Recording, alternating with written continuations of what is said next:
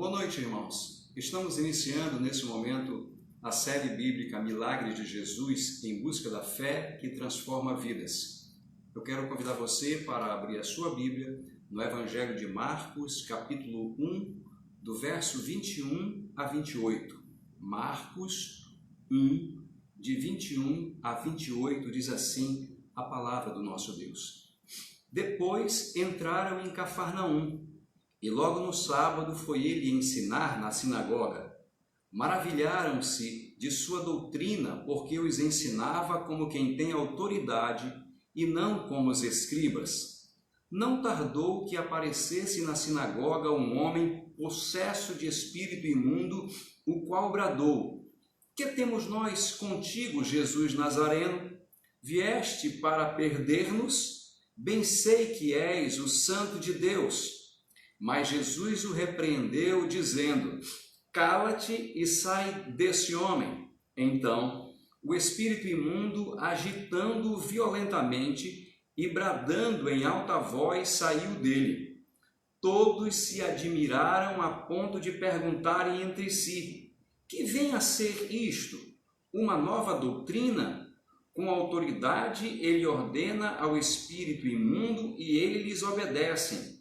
Então, correu célere a fama de Jesus em todas as direções, por toda a circunvizinhança da Galileia. Que Deus abençoe a sua palavra em nosso coração. O título da mensagem dessa noite é O Mal do Lado de Fora.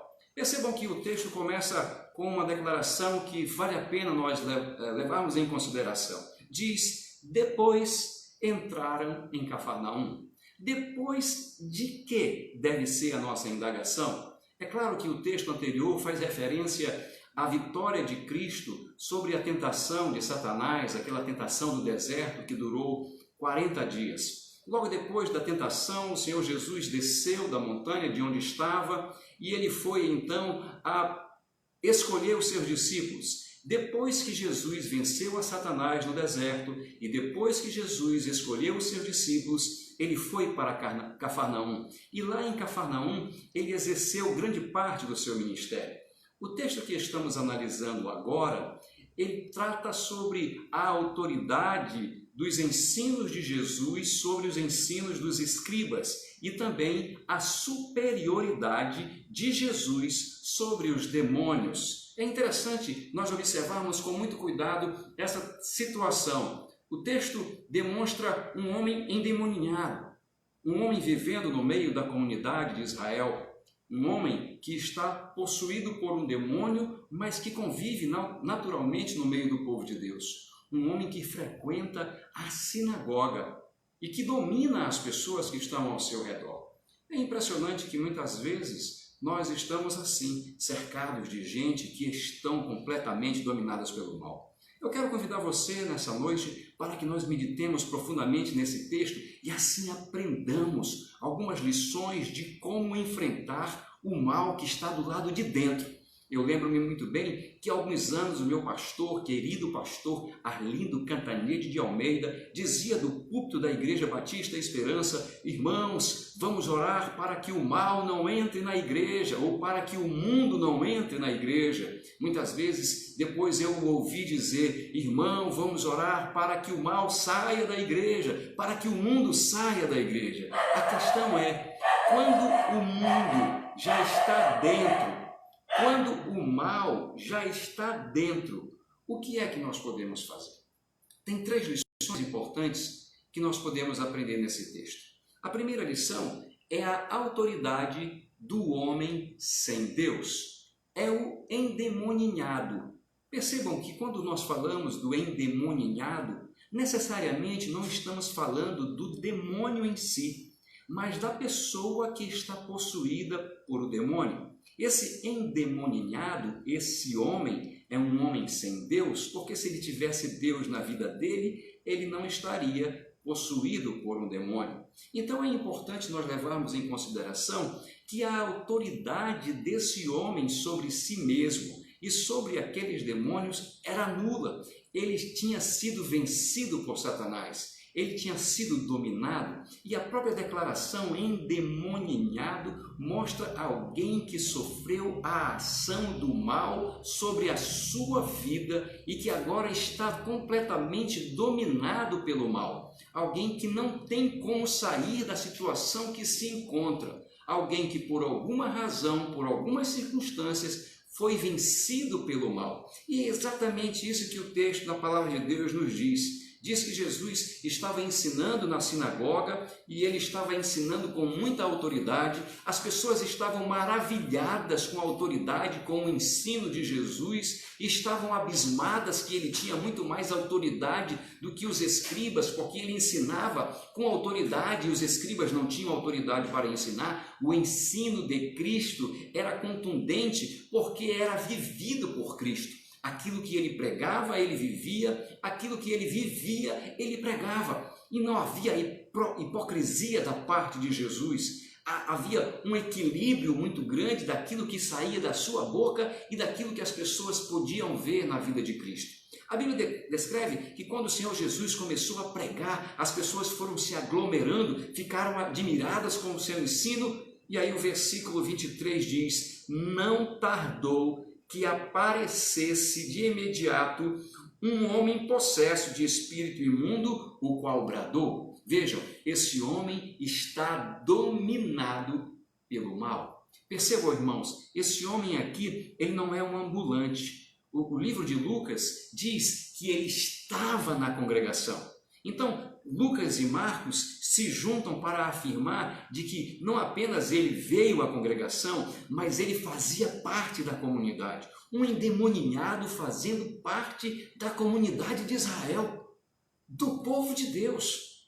Um endemoninhado fazendo parte da sinagoga, o local onde se ensinava os escritos divinos. E mesmo assim, ele continuava dominado pelo mal. Esse homem é o quadro de muitos que acontece em nossos dias. Gente que vai à casa de Deus, mas que não deixa Deus entrar na sua vida. Gente que vai para a escola bíblica dominical, mas não permite que os ensinos sejam efetivos na sua vida. Gente que diz até que é crente, mas que o seu nome não está escrito no livro da vida, porque na verdade nunca se converteu. E se não se converteu, não tem o Espírito Santo. E se não tem o Espírito Santo, pela palavra de Deus, não é de Deus. E se não é de Deus, está no maligno. É um homem que pode a qualquer momento ser convocado pelo maligno para a realização das suas obras. É um homem cativo, vencido. E por que esse homem, então, estaria dominado pelo mal? Uma das razões muito simples de onde nós encontramos todas as razões mais profundas para que alguém possa ser dominado pelo mal é que Deus não está em sua vida. Talvez você queira argumentar e que talvez ele tenha cometido algum tipo de pecado muito grave. A questão não é essa. A questão é se Deus não está na vida de uma pessoa, independentemente do que ela fez ou deixou de fazer, ela é uma casa vazia, e uma casa vazia está pronta para ser habitada pelo mal. O texto diz: esse homem estava possuído.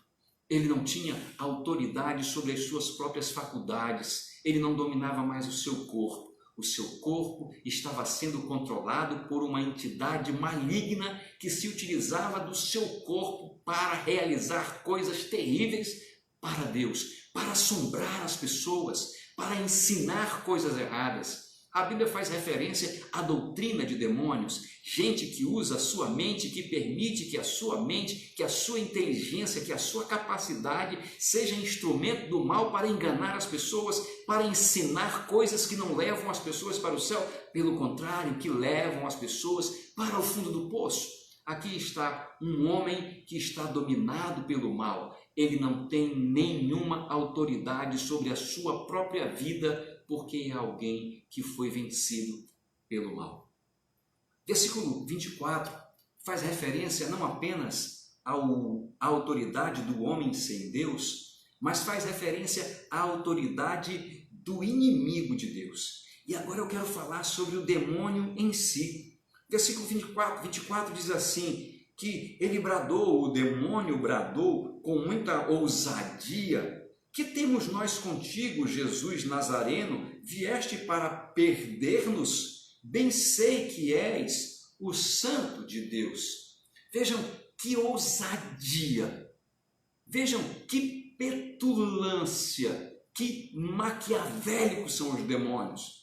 Ele vai até a presença de Cristo com o propósito de atrapalhar aquilo que Cristo estava fazendo.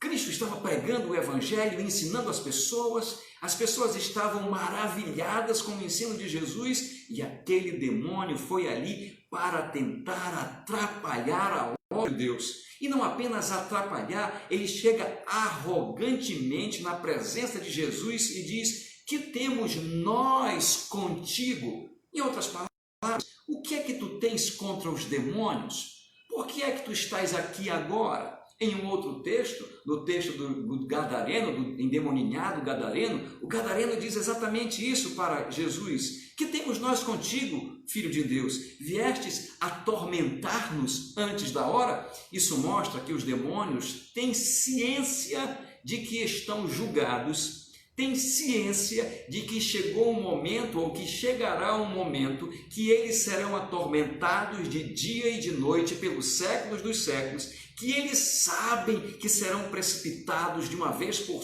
todas da presença de Deus. Eles só não sabiam que aquela era a hora, e por isso estavam assustados, e por isso queriam fazer algo para tentar atrapalhar o trabalho de Deus. Que temos nós contigo? Viestes perder-nos, em outras palavras, vieste-nos precipitar-nos no lago de fogo e enxofre, ou no abismo? Vieste nos mandar para fora daqui?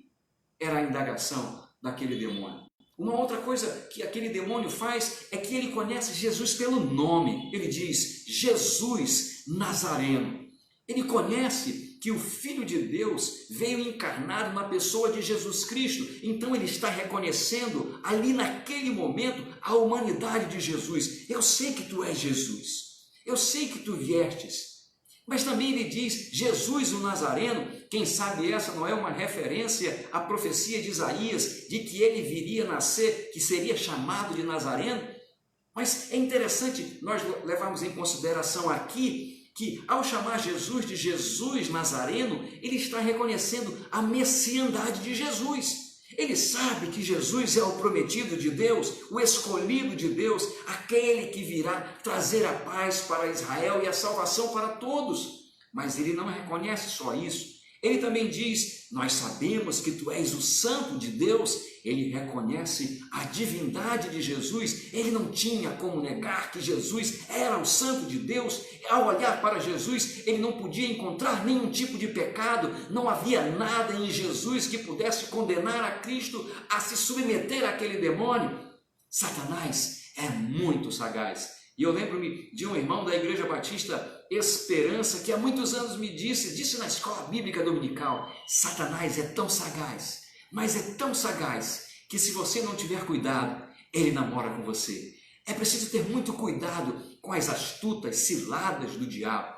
Nós não podemos levar em consideração e acreditar que todas as pessoas que estão dentro de um templo são filhos de Deus, que todas as pessoas que participam da programação são filhos de Deus, que todas as pessoas que dizem Senhor, Senhor, são salvos. Nós devemos levar em consideração que os demônios são tão ousados, mas tão ousados, que eles chegaram na pessoa do seu líder Satanás a tentar Jesus à queda.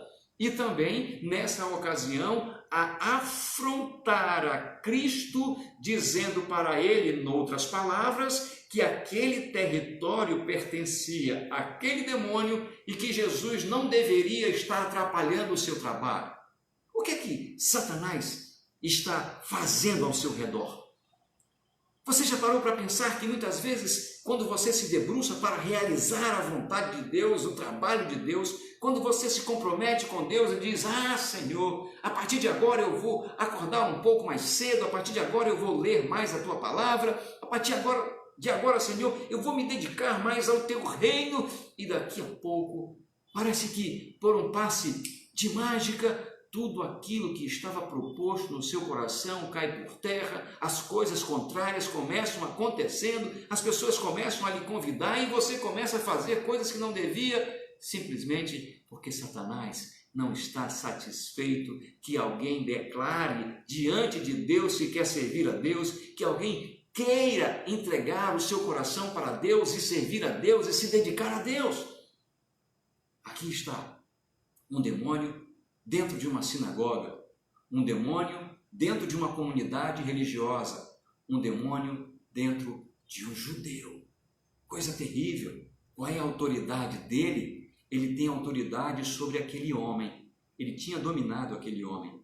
Ele tem autoridade sobre os líderes religiosos. Nenhum escriba se levantou para resolver o problema.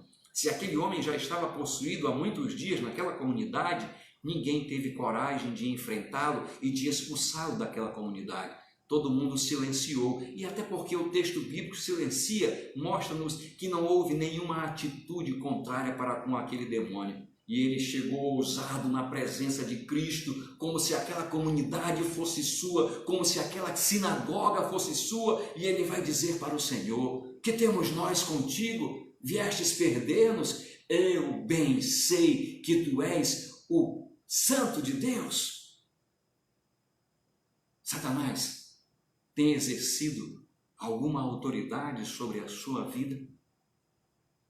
Quando você analisa as ações satânicas ao seu redor, de Deus ou perto de você, você consegue perceber se ele está do lado de fora, se ele está distante, ou se ele já está tão perto que está quase do lado de dentro?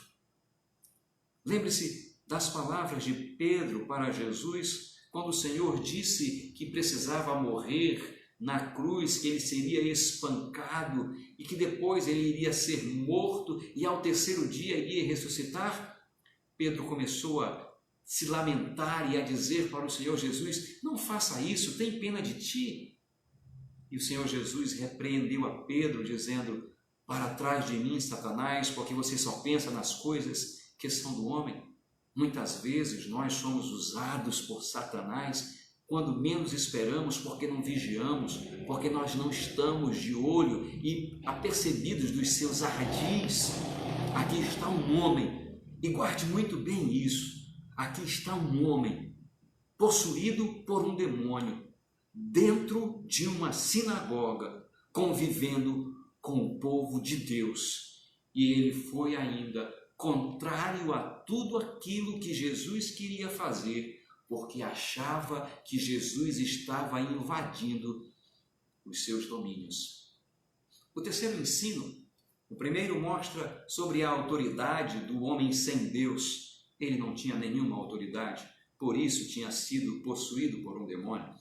A segunda lição fala sobre a autoridade do inimigo de Deus. O próprio demônio havia possuído aquele homem e estava controlando aquela comunidade. Terceiro ensino, a autoridade do Filho de Deus. É Jesus. Chega naquela comunidade e depois de ter vencido a Satanás no deserto, durante 40 dias sendo tentado sem pecar, ele vai, chama os seus discípulos e é hora de ir para a prática cristã. A vida cristã não é teoria, não é apenas ensinos, mas é vida.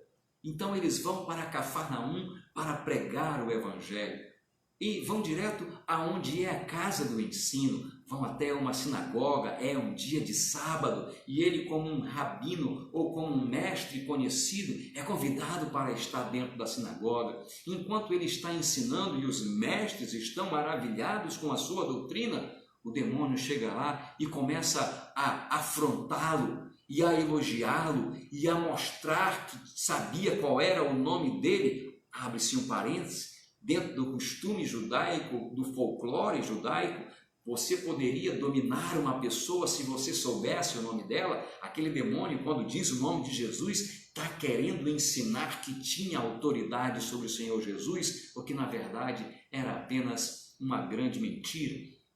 O que é que o Senhor Jesus faz diante disso?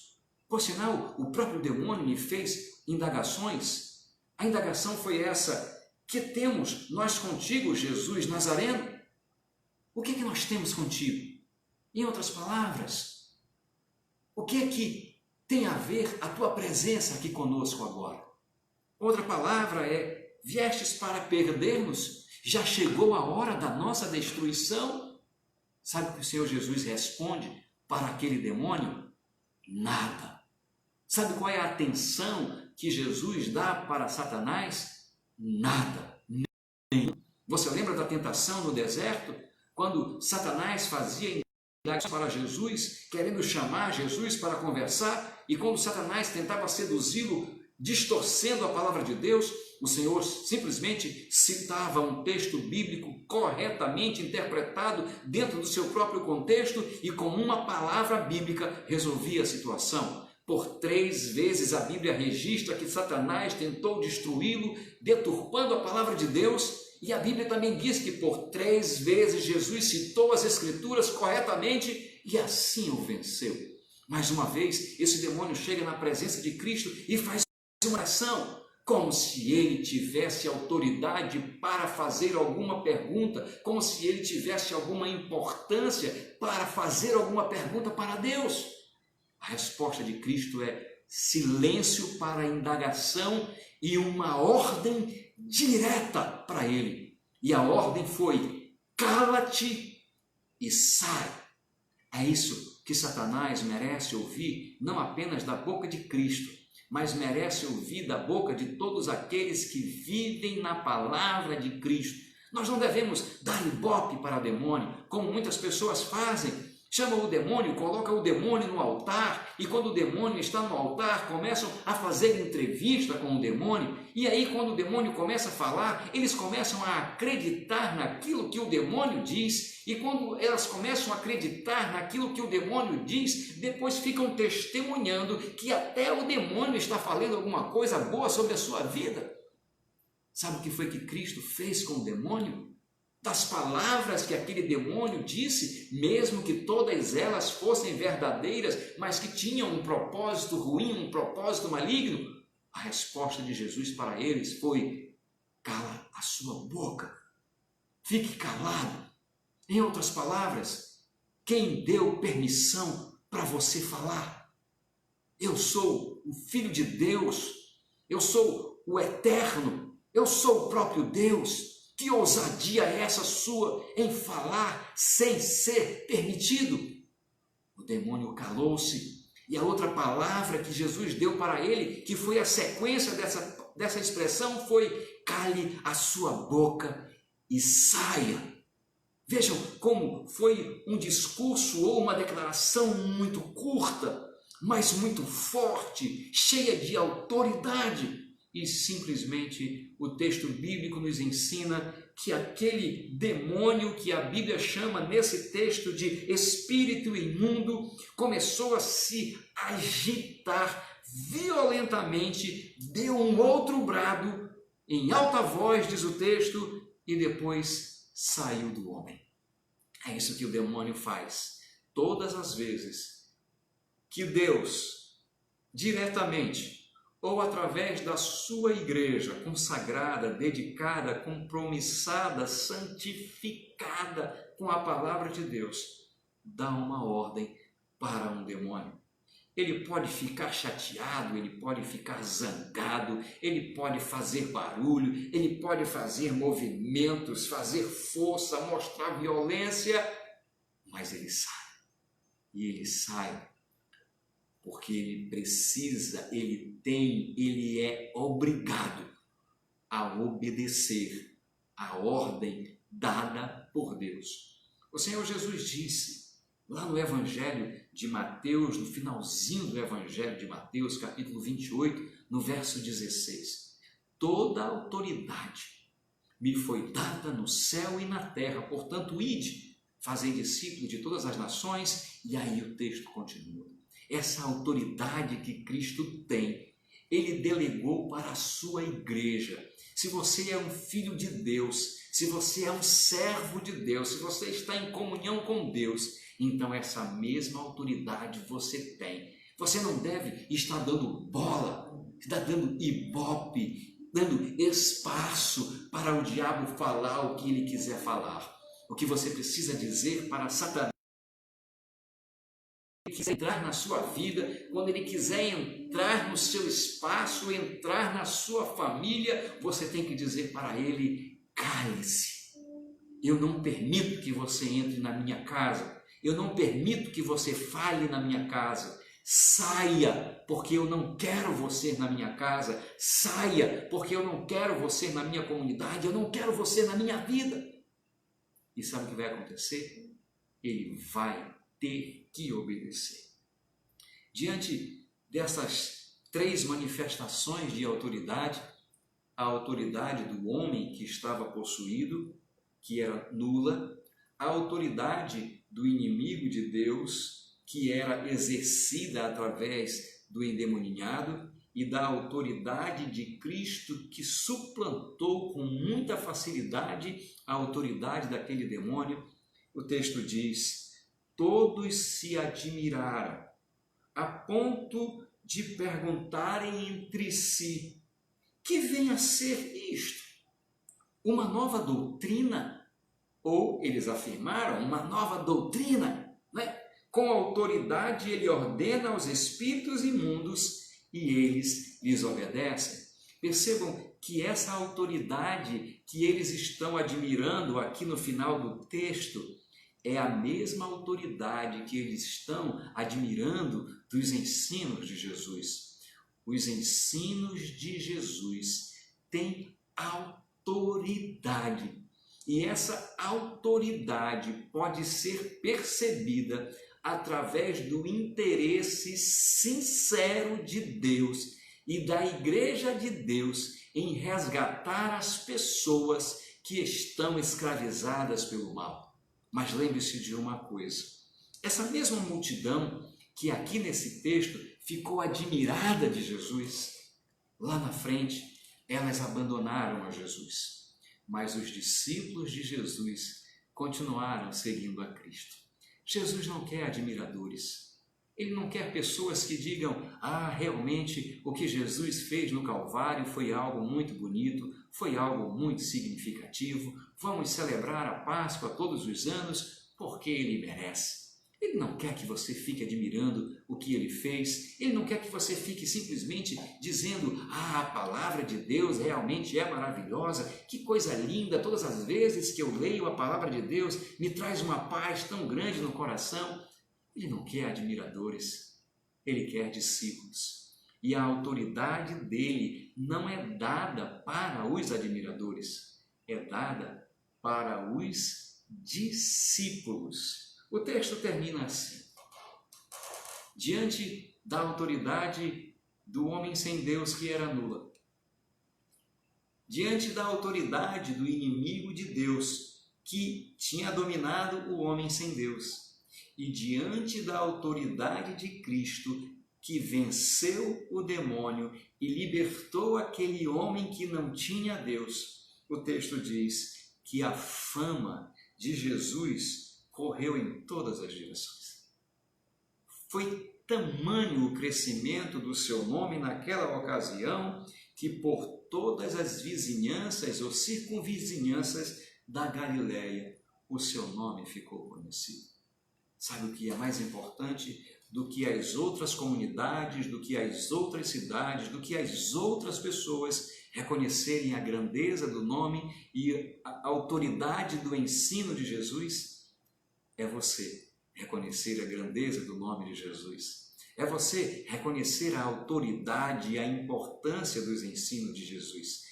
É você se apropriar das Escrituras para a sua vida e dizer para Jesus: Senhor, para onde iremos nós?